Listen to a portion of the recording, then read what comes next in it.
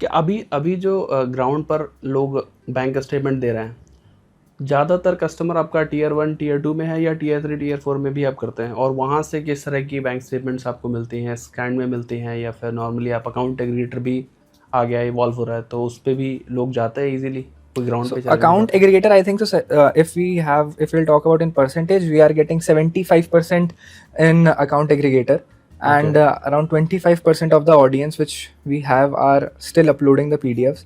There, the two major reason why I believe is कि many a times the server issues are there. कि there is something from the Sehmati or someone, whichever aggregator we are Correct, using. And other times people are not very much conveniently using aggregator. They don't have their net banking, their phone number is not connected, or the bank is giving them some issues, so that's why they'll directly upload the statement. I mean, आज के वक्त में I think जो जितने nationalise banks है they are all empanelled with the account aggregators. कुछ जैसे आपने बताया टीयर 1 टीयर 2 सिटीज़ में काफ़ी अच्छा आता है हमें, बिकॉज यहाँ पर जनरली पीपल जिन बैंक्स के साथ हैं वो बैंक्स एम्पैनल्ड है with the account aggregator framework. पर जो टीयर 3 टीयर 4 सिटीज़ होती हैं, कई बार कुछ कोऑपरेटिव बैंक्स होते हैं, कुछ स्मॉलर रूरल बैंक्स होते हैं करेक्ट. जो अभी भी एम्पैनल नहीं हो पाए हैं, उन केसेस में मैनुअल ज़्यादा होता है. सो वी आर होपिंग कि आज से मे बी कुछ मंथ्स में ये सारे जो स्मॉलर लेवल पे बैंक्स हैं और जो कोऑपरेटिव सोसाइटीज़ हैं जहाँ पर लोग फंड्स रखते हैं, they also get empaneled with the account aggregator framework, and फिर वहाँ से भी we can move to an entirely 100% or 99% account aggregator. Right. only. मैं अभी I was with a bank, in a meeting with a bank, और उसमें investment data भी आ रहा है, तो लोग पीएफएम में भी यूज़ कर रहे हैं कि कस्टमर की पूरी नेटवर्क कैलकुलेट करके उस पर कुछ हम क्रॉस सेल कर सकें. तो यूज़ केस भी बढ़ रहा है, इवॉल्व हो रहा है अकाउंट एग्रीगेटर. मुझे लगता है कि और सबसे अच्छी बात जो उसमें बेनिफिट है वो फ्रॉड के एंगल पे है कि आपको सोर्स से डेटा मिल रहा है, तो there is very like near to zero chance of tampering of data. Correct. Exactly. वो PDF चीज़ में ही आएगा, fraud आएगा तो. बेस्ट पॉसिबल, मतलब एक बेस्ट बहुत scenario. That is the best part. Secondly हम लोग कस्टमर को बहुत क्लियरली बताते हैं कि भाई लास्ट 6 मंथ्स की ही स्टेटमेंट है, तो वो भी इशू नहीं होता है. कई बार customer give other older months की स्टेटमेंट, बट वो वहाँ पे नहीं है. एग्जैक्टली. तो आपने सेट कर दिया, customer need to just give the consent Give the consent and And fraud protection is amazing. Correct, That is gives us a lot of comfort. हम भी यकीन नहीं कर सकते कि इतना हमारा एक फ्रॉड का डर रहता है. करेक्ट. तो सर जैसे मैं बहुत सारे बैंक्स या एनबीएफसीज के साथ देखता हूँ जो सालों से बिजनेस में हैं, और उनका एनपीए देखता हूँ, और मैं जब आपकी बिजनेस की रिसर्च कर रहा था तो आपका एनपीए देखता हूँ, काफ़ी डिफरेंस है. कैसे इसको मैनेज किया हुआ है आपने? So I'll tell you as you know someone, जब मैं स्टार्ट कर रहा था तो मैं जो हमारे कुछ मेंटर्स हैं मैं उनसे बात करता था, तो उन्होंने एक ही चीज़ मुझे समझाई थी कि यार देखो Neelansh, lending is a collections business. मतलब it is not about giving the loan, it is more about getting the money back. जब तक आप पैसा वापस नहीं आ रहा है तब तक आप बिजनेस को चलाओगे कैसे? सो हमारा प्राइमरी फोकस आज भी, मतलब हम जितने न्यू इनिशिएटिव्स कर ले, टेक को एनहांस कर ले, मार्केटिंग सेल्स बढ़ा दे, एक core eight the end of the day जो अनंत मेरा काम है वो है रिस्क एनालिसिस करना एंड देखना कि जो हमारा एनपीए नंबर्स है, delinquency numbers, they are in check. तो we have very strong analytics teams जो प्रीएम्प्टिवली देखते रहती है. कभी भी कोई अगर सेगमेंट में इशू आ रहा है, B it a particular city, B it a particular age, pin code, gender, any specific segment which is causing कोई भी स्पेशल एरिया पे हाई डेलिंक्वेंसी, तो हम प्रीएम्प्टिवली एक्शन लेने लग जाते हैं. चाहे आज वो थोड़े रिमाइंडर कॉल्स बढ़ाना या फिर हमारे जो अंडरराइटिंग इंजन है उसको ठीक करना. तो बस यही है, heavy analytics and a very clear focus कि यार कोर हमारा जो प्रिंसिपल्स है उसमें से जो मोस्ट इंपॉर्टेंट प्रिंसिपल है इज रिस्क. अगर आज हमारा रिस्क सही है तो everything else will fall into place, और आज अगर हमारा रिस्क बिगड़ता है तो then things will break. And yes sir कैसे अभी आप 1-2 घंटे में, आपने एक दिन से 2 घंटे का टाइम स्पेंड कर दिया starting from application start to disbursal. yes. इसको आगे कैसे आप कम कर सकते हैं? क्या आप सोच रहे हैं? क्या आपके आने वाले प्रोडक्ट्स अभी पर्सनल लोन के अलावा भी कुछ और सेगमेंट में आप जाने वाले हैं? क्या प्लान से कुछ अगर शेयर करना चाहें? जी, तो स्पेसिफिकली हम लोग पर्सनल लोन में जो एक हाई टिकट साइज़ होता है उसको वी आर ऑल्सो वांटिंग कि पहले हमारे एंड पे ऐसा था कि बस जो एक स्मॉल टिकट साइज होता था मे बी लेस देन 50,000 रुपये का लोन, उसको हम ऑटोमेट कर रहे हैं जो अभी लाइव है हमारे प्लेटफॉर्म पे कि अगर लेस देन 50,000 रुपीज का ऑफर जनरेट होता है तो कस्टमर को वो इंस्टेंटली मिल जाता है विदाउट एनी मैनुअल अप्रूवल। अच्छा, बट अगर 50,000 के ऊपर का जो लोन जाता है तो उस पे एक मैनुअल अप्रूवल लगता है करंटली। हम जो भी काम कर रहे हैं जिसपे which hopefully in the next 2-3 months हम ले आएंगे, इसकी हमारा जो एंड टू एंड जर्नी है even for higher ticket sizes, चाहे लाख रुपए का, 2 लाख रुपए का, 5 लाख रुपए का अगर लोन जाता है किसी कस्टमर को, so it becomes entirely instant. So the idea is just कि as I had said in the start कि हमें कस्टमर एक्सपीरियंस को अच्छा करना है। कस्टमर एक्सपीरियंस को अच्छा करने के लिए आज कस्टमर की अलग अलग नीड्स हो सकती है। कभी मुझे अगर एक मेडिकल इमरजेंसी होती ही है जहाँ आज मुझे मे बी 3 लाख रुपीज़ की ज़रूरत है एंड आई नीड इट, मुझे मेरा काम नहीं होगा फिर तो 50,000 रुपये लोन। सो वी वांट कि हम उस कस्टमर को भी वो सर्विस दे पाए। ऐसा नहीं हो कि उसे वेट करना पड़े कि अब अगले दिन जब टीम मेंबर आएगा देखेगा तब हो। एंड इसी पे हम लोग लगे हुए हैं। Our entire tech team, analytics, product, ops are working. तो hopefully we come to a future where we have an entirely digital end-to-end journey जो हम लाने वाले हैं, such that the customer experience is the best. Sir इस journey में जो आपने अभी बताया, इसमें हम एज अ वेंडर या आप एज अ पार्टनर क्या हेल्प और कर सकते हैं, अपने प्रोडक्ट में क्या इम्प्रूव कर सकते हैं जिससे आपकी फास्टर अप्रूवल हो सकता है? तो मैं आपको बताता हूँ, देखिए हमारे एंड पे अगर हमें किसी कस्टमर को लोन देना है, लोन स्पेसिफिक अगर मैं बात करूँ तो हमारे 2 ही चीजें होती है जो हम देखना चाहते हैं। एक होती है अंडर राइटिंग कि ऑब्वियसली उनका कितनी कैपेसिटी है रिपेमेंट करने की, उनको कितना की रिक्वायरमेंट है एंड अकॉर्डिंगली हम उनके लिए ऑफर प्रिपेयर करते हैं। और दूसरा होता है एंटी फ्रॉड, क्योंकि कई बार जब आप डिजिटल लेंडिंग जाते हैं जहाँ पर मैनुअल इंटरवेंशन नहीं हो रहा है, कोई वेरिफिकेशन नहीं हो रहा है, फोन कॉल पे कस्टमर से बात भी नहीं हो रही है, तो वहाँ पर थोड़ा एक फ्रॉड का रिस्क आता है। तो अगर हम आज एक जो फ्रॉड को एंड केवाईसी को बहुत स्ट्रॉन्ग कर पाए for each customer firstly, and secondly हमारा अंडर राइटिंग, दोनों पोजिशंस पे आज novel patterns does help us. आज हमारा अंडर राइटिंग में जो बैंकिंग पार्ट है with two understand the customers income and expenditures and everything, वो हमें नोवेल पैटर्न्स प्रोवाइड कर ही रहा है बहुत अच्छे से। हम इस अकाउंट एग्रीगेटर फ्रेमवर्क को अगर आज जितना 100% अडॉप्शन पे ला पाए तो हमारे बेनिफिट हो जाता है। जैसे कि जो अकाउंट एग्रीगेटर के थ्रू बैंक स्टेटमेंट आती है we are very comfortable correct उसको ऑटो में देने के लिए, लेकिन जो मैनुअल आती है उसमें वी स्टिल वांट कि एक बार टीम मेंबर देख ले। तो ये एक पॉइंट है जहाँ novel patterns and us can work together. Then KYC और फ्रॉड में भी यही कि आज अगर उस कस्टमर की बैंक स्टेटमेंट में कई बार ऐसा होता है कि एरर्स हो जाते हैं बिकॉज कस्टमर ही डिनाई कर देता है कंसेंट, तो वहाँ से थोड़ा प्रीएम्प्टिवली पता लगे, कुछ हम और रिस्क पैरामीटर्स सोचे जहाँ से हम इस फ्रॉड को बस रोक पाए। Correct, understood, fair point. आप सर मुझे थोड़ा सा बताइए कि अगर मैं एक कस्टमर हूँ, मुझे अपने लोन अप्रूवल के चांसेस बढ़ाने हैं, तो क्या क्या चीज़ें मुझे ध्यान रखनी चाहिए ताकि आज या आज से 6 महीने या down the line for after 1 year क्या ऐसी चीज़ें मुझे ध्यान रखनी चाहिए ताकि मेरा लोन अप्रूवल का रेट थोड़ा सा बढ़ सके? यार पर्टिकुलरली टॉकिंग इन डिजिटल, पहले अगर मैं आपको बोलूँ तो bureau is one thing which needs to be always clean. If you have ever taken some loans that needs to be paid on time, that really impacts a lender's risk या policy और आपका offer generation. आपकी offer generation and की approval आपको मिलेगा कि नहीं वो आपकी रीपेमेंट पे बहुत ज़्यादा मैटर करता है। Okay, now if you have cleared all your नैशेस, you have all the loans on time paid, it will have a good credit score. Now that's the basic thing. Now you have a good credit score, it defines that yeah, you are a person who can be trusted and he is paying his EMIs on time. Okay. Second point, your bank statement needs to be very clean. How clean? I'll explain. कि बहुत सारे लोग क्या करते हैं आज की date में, अपनी सैलरी अकाउंट्स बहुत चेंज करते हैं। If they are into digital, मतलब डिजिटली उनको लोन्स चाहिए तो like what we do is we do check their salaries.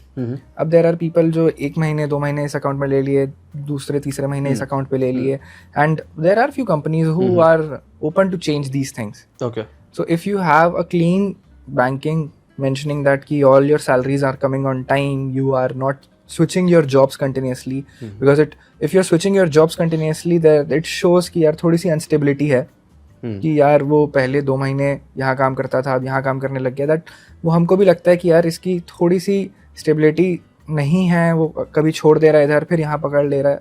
तो हमारे लिए भी वो लगता है कि यार हमारे लोन को भी वो थोड़ा कैसे पे करेगा अगर वो अभी छोड़ दिया, तो वो इनकम अनस्टेबल रहेगी। और इसी के साथ जैसे कि मैंने मेंशन किया, अगर आपका ब्यूरो क्लीन है तो आपके चेक बाउंस भी नहीं रहेंगे, मतलब नैश बाउंस नहीं रहेंगे, बाउंसेस नहीं रहेंगे, तो that will make a clear thing कि yeah, this person is completely clean for me, his bureau is clean, his income is stable, and he is good to go. तो Yeah. and हाँ तो as a customer अगर मैं ठीक से समझ रहा हूँ, एज अ कस्टमर मैंने जो भी क्रेडिट कार्ड लिए हैं या जो भी EMIs में पे कर रहा हूँ उनको टाइमली पे करूँ, पूरी पे करूँ, Yes. और बैंक मैं बार बार बैंक अकाउंट अपना ना चेंज करूँ, सेविंग अकाउंट है अगर सैलरीड अकाउंट है, इवन अगर मैं दूसरी कंपनी में भी जा रहा हूँ कोशिश ये करूँ कि सेम अकाउंट यूज़ कर लूँ, Yes. या अगर ऐसा नहीं हो पा रहा है तो एटलीस्ट ज़्यादा वेरिएंस ना हो। हाँ मतलब मैं आपको बताता हूँ, ये तो चलिए कुछ चीज़ें हो जाती है जो कस्टमर के हाथ में नहीं है। आज मान लीजिए अगर वो जॉब शिफ्ट भी कर रहा है तो ठीक है, मे बी ऐसा हो सकता है कि उन्हें नहीं अच्छी लग रही है जॉब, उनका पर्सनल डिसीजन है, हम इसके लिए कुछ नहीं बोल रहे।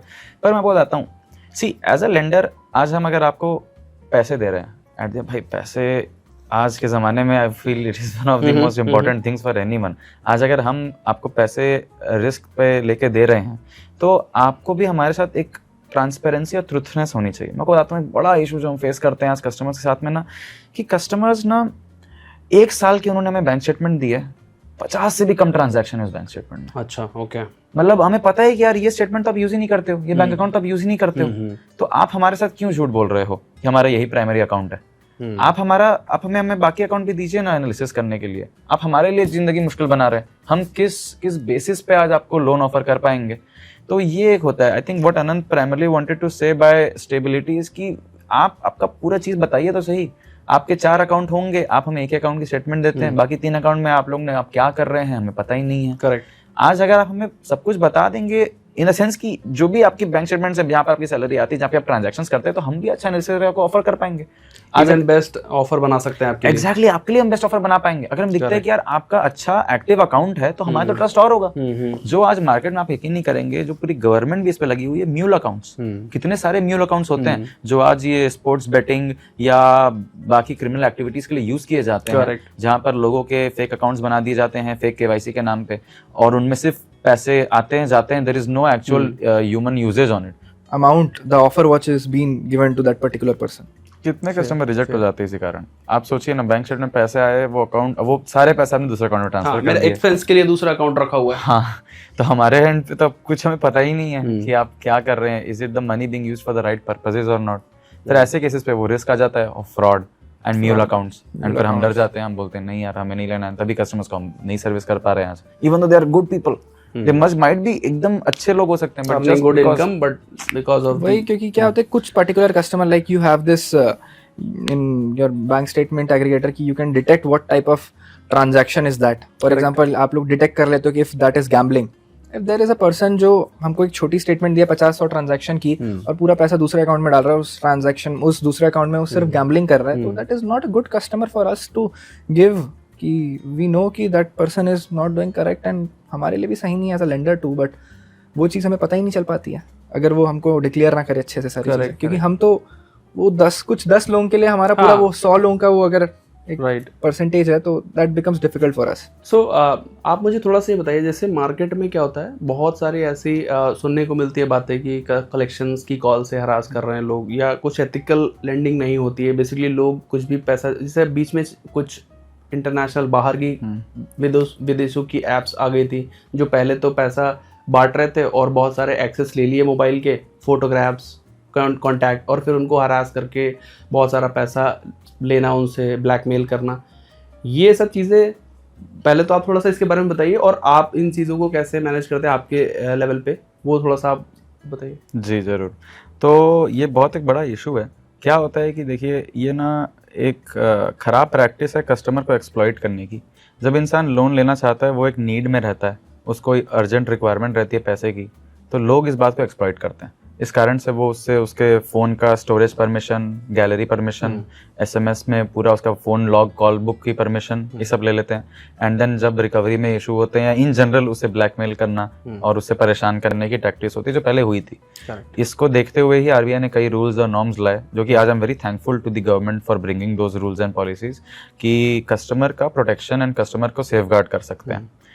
Eight the end of the day customer का mental satisfaction and mental peace is most important, जो कि हम शुरुआत से बोलते हैं कि कस्टमर एक्सपीरियंस हमारे साथ अच्छा होना चाहिए, चाहे वो रिकवरी का भी एक्सपीरियंस हो या कलेक्शंस का भी एक्सपीरियंस हो। हमारे एंड पे हमारी जो कलेक्शंस की टीम्स हैं, जो कॉलर्स हैं, उनको बहुत इफेक्टिवली ट्रेन किया जाता है। ओके जो डेट रिकवरी की प्रैक्टिसेस हैं जो आरबीआई ने गाइड की हुई है उन पे उन्हें सिखाया जाता है कैसे कस्टमर से बात करना है, क्या करना है, नहीं करना है, क्योंकि हम यही कहते हैं कि कस्टमर अगर हमारे साथ जुड़ा है तो उसका एक्सपीरियंस अच्छा होना चाहिए। अगर आज मान लीजिए कोई भी कारणवश वो नहीं दे पा रहे हैं रिपेमेंट को या कुछ डिले है तो हम तो कस्टमर से बस एक ही चीज़ रिक्वेस्ट करते हैं कि आप हमें बता दीजिए। आज अगर कस्टमर हमें सामने से बता देता है, हमारे जब टीम मेंबर कॉल करते हैं उन्हें बता देता है कि देखिए सर मेरा ये प्रॉब्लम रही है, मैं इस कारण से नहीं दे पाऊंगा पैसा या मुझे इतना टाइम और चाहिए, तो हमारे एंड पे हम फुल्ली एकोमोडेटिव हैं इस चीज़ को, बिकॉज वी फील कि एथिकल लेंडिंग एंड कस्टमर के साथ एक ट्रांसपेरेंसी रखना वो इज़ वेरी इंपॉर्टेंट। और आज अगर वो हमसे एसोसिएट हुआ है तो हम चाहते हैं हमारे साथ लॉन्ग टर्म रहे। हम क्यों चाहेंगे कि आज वो हमारे साथ एक ही लोन के बाद या उसके बाद हमारे साथ कभी बात ना करे। तो we want it that the experience has to be good, customer का mental satisfaction and peace has to be there.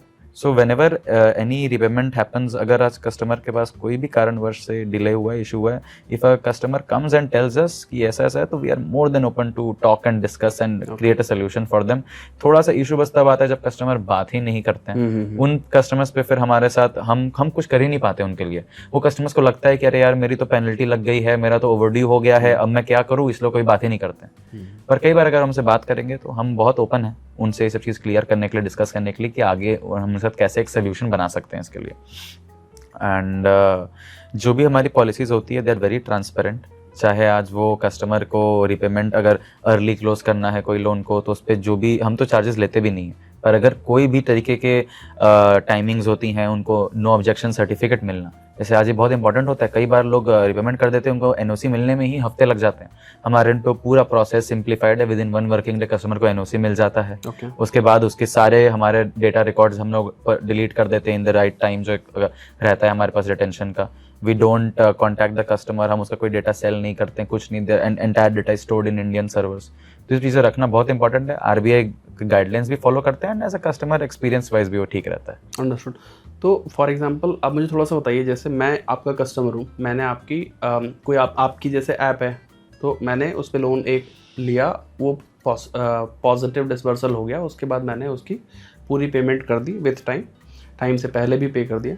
बहुत सारे कस्टमर ऐसे हैं जिनका, जो लोग टाइम से पहले भी पे करते हैं कि मेरा सैलरी आ गया या मेरे पास अरेंज हो गया, मैंने पे कर दिया। कुछ कस्टमर हैं जो ड्यू डेट पे कर रहे हैं। डिफ़ॉल्ट करने वालों की एक अलग स्टोरी है। जो लोग ऐसे हैं जो टाइम पर पे कर रहे हैं, उनके लिए क्या बेनिफिट है?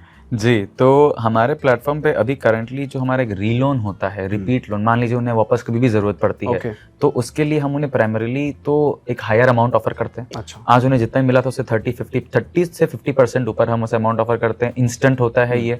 साथ में हम उन्हें जो इंटरेस्ट रेट और प्रोसेसिंग फीस चार्ज होती है उसमें भी हम उन्हें काफ़ी डिस्काउंट देते हैं, वेवर देते हैं, ताकि कस्टमर हमसे जुड़ गया है, रिलेशनशिप बन गई है, तो we want it to be a good experience for him as well. इसके साथ में रिसेंटली हम लोग अब लाने वाले हैं कैशबैक्स, जो gift cards and other vouchers as well, so that the customer को एक रिवॉर्ड मिले for repaying his loan on time. साथ में उनकी ब्यूरो रिपोर्टिंग हम एवरी 15 डेज करते हैं एज पर आरबीआई नॉर्म्स, ताकि उनकी ब्यूरो पे भी तुरंत रिफ्लेक्ट हो जाता है इन्होंने लोन क्लोज कर लिया टाइम पे, उनका जो क्रेडिट स्कोर होता है वो भी इंक्रीज होता है। जी, तो आज हम लोग के पास अभी करंटली लेंडिंग ही है फाइनल मेन प्रोडक्ट, तो हम उस पर उन्हें जो ऑफर्स दे सकते हैं वो प्रोवाइड करते हैं, साथ में cashbacks and vouchers as well. क्योंकि ऐसा होता है, बिल्कुल आप ठीक कह रहे हैं, क्योंकि ऐसा होता है कि मैंने किसी से लोन ले लिया, एक बार मैंने रीपेमेंट कर दी, उसके बाद लेंडिंग कंपनी को मुझसे कोई मतलब रह नहीं जाता, ये एक्सरसाइज रहती है रेगुलर।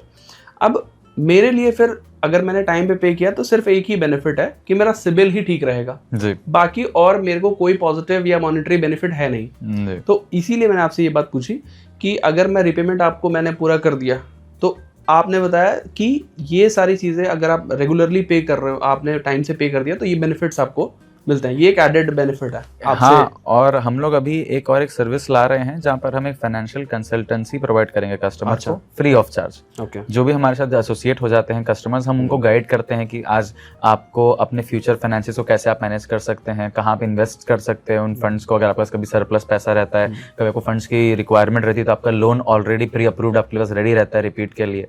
तो अगेन, जैसे ही कस्टमर हमारे साथ रिलेशनशिप बन जाती है, वो एसोसिएट हो जाता है, then we start providing him these things as well. एक रिलेशनशिप मैनेजर होता है उनका, जिनसे वो कभी भी बात कर सकते हैं, उनको हम उनके फाइनेंस में इनसाइट्स देता है हमारा एक एआई सॉफ्टवेयर भी। तो इस चीजें भी हम ला रहे हैं, थोड़ा बीटा वर्जन में है ये, but with in the next 3 months ये भी लाइव हो जाएगा। क्या बात है सर। सर थोड़ा सा एक चीज़ मैं पूछना चाह रहा था, just for my sake of understanding, क्या जैसे आप कंटिन्यूसली बिजनेस में काम कर रहे हैं, कभी ऐसे सपने आते हैं कि आप सपने में कस्टमर से बात कर रहे हैं, क्या आप लोन दे रहे हैं, या इंटरेस्ट के कुछ सपने आते हैं ऐसा? यकीन नहीं करेंगे, रात में तो सपने तो आते ही हैं काम से रिलेटेड पर कि अरे यार आज हमने ये किया, इतना डिसबर्समेंट हुआ या इतनी ग्रोथ हो रही है, नहीं हो पा रही है। पर इससे ज्यादा जो एक फनी चीज होती है जो कई बार रात में हमारे साथ हो जाती है कि कस्टमर से मैं पर्सनली काफी बात करता हूँ, जो हमारे आई रैंडमली कभी कभी हम जो हमारे एक्टिव कस्टमर्स हैं, जो कई लोग जो हमारे जर्नी में आए थे पर आगे नहीं बढ़े, उनसे आई कॉल देम कि एंड आई मैसेज देम कि sir what was the reason, आपका कैसा एक्सपीरियंस रहा क्रेडिट सी के साथ, हम और क्या कर सकते हैं आपके लिए। तो कई ऐसे कस्टमर्स हैं यहाँ जिनसे मेरी अभी भी रेगुलर में बात होती रहती है। तो कभी कभी वो लोग मुझे रात में फोन लगा लेते हैं 1 बजे 2 बजे 3 बजे, and I talk to them in the night as well, क्योंकि मुझे भी लगता है कि यार आज आदमी फोन लगा रहे थे कुछ बताने के लिए कर रहा होगा मुझे कॉल, तो मैं उनसे बात करते रहता हूँ रात में कि अच्छा बताइए और हम क्या कर सकते हैं। तो वो बड़े बड़े लंबे चले आते हैं कई बार कॉल्स। हम यकीन नहीं करेंगे, एक कस्टमर से जो हमारे साथ काफी वक्त से हैं, अभी भी आई थिंक उनसे हमारी रिलेशनशिप अच्छी है, तो वो मुझे एक बार रात 12-12:30 को लगा एंड 3 बजे तक हम लोग बात कर रहे थे इन जनरल उनके बारे में, हमारे बारे में, काम के बारे में। उन्होंने कई सारे पॉइंट्स भी बताए कि आप ऐसे ऐसे और कर सकते हैं, इससे अच्छा हो सकता है। तो आज मेन बात यही होती है कि एक B2C प्लेटफॉर्म पे या एक इन जनरल कोई भी बिजनेस में हमारे जो कस्टमर्स है वही हमारे मेंटर्स है। सच्चाई तो यही है कि आज हमारा जो कस्टमर है वही हमारा मेंटर है, वही हमें गाइड करता है कि यार देखो आपको ऐसा बनाओ इस चीज को, हमारी रिक्वायरमेंट ये है और उस अकॉर्डिंगली हम सबसे बेस्ट बना सकते हैं। चाहे आज कोई दूसरा इंसान हमें गाइड करे जो हमारे कस्टमर से अच्छा हमें और कौन गाइड कर सकता है कि आपको कैसे प्रोडक्ट को अच्छा बनाना है, आप और क्या सर्विसेज लाइए, क्योंकि हमारा एंड यूजर तो वही है, इसलिए we want to increase that more. मैं तो चाहता हूँ आज अगर हमारे कोई कस्टमर्स इस पॉडकास्ट को भी देख रहे हैं तो प्लीज आप मुझे मैसेज करिए, मेल करिए, मेरे डिटेल्स आई कैन शेयर, जहाँ पर हम ये फीडबैक लेना चाहते हैं आपसे, जानना चाहते हैं कि आपका एक्सपीरियंस कैसा रहा and how we can make it better for you. Correct, great. It is one of those things ki where the fintechs are right now. We are there to give them convenience. The major reason जो हम gap fill कर रहे हैं as a fintech is to give them convenience. Correct. तो starting में तो मैं ही GRO था, so मेरा ही नंबर डला हुआ था वहाँ पे कि कुछ भी आपको ग्रीवियंस है तो आप कांटेक्ट करिए। तो me and Neelansh used to particularly see if there is something that needs to be taken care of. हम उसको एक पर्सनल लेवल पे, नॉट जस्ट कि हम are founders, but we had to, because that was we have to give them convenience. So हमने एक एक चीज़ को पॉइंट्स बना के कि हाँ how to solve this particular thing, तो we took all those points and I believe we are solving every day and we always have the check on कि वो हेल्प वाले उसमें मेल्स में क्या आ रही हैं, क्या changes if there is. I think so अब तो वो काफ़ी कम हो गई हैं, अब तो वो बेसिक चीज़ें आती हैं कि application status and all, so I think so that is being taken care of very well. तो जीरो से शुरू करके यहाँ तक आने में ये सारी चीज़ें देखनी पड़ती, पहले यहाँ पे खुद से ही काम करना पड़ता है और लोगों को समझना पड़ता है, कस्टमर फीडबैक लेना पड़ता है, समझना चाहिए भी, बहुत ज़रूरी है। मुझे लगता है अगर हम एक कुछ प्रोडक्ट बना दें जो कस्टमर की रिक्वायरमेंट ही नहीं है या उससे, आज जैसे आपने खुद बताया कि हर साल 2 साल में चीज़ें बदलती है, करेक्ट, इंडस्ट्री बदलती है, रिक्वायरमेंट्स बदलते हैं, रेगुलेटरी रूल्स बदलते हैं, तो उस हिसाब से एक डायनामिक शिफ्ट रखना, कस्टमर सेंट्रिक फोकस रखना, वही सबसे ज़्यादा इम्पोर्टेंट है।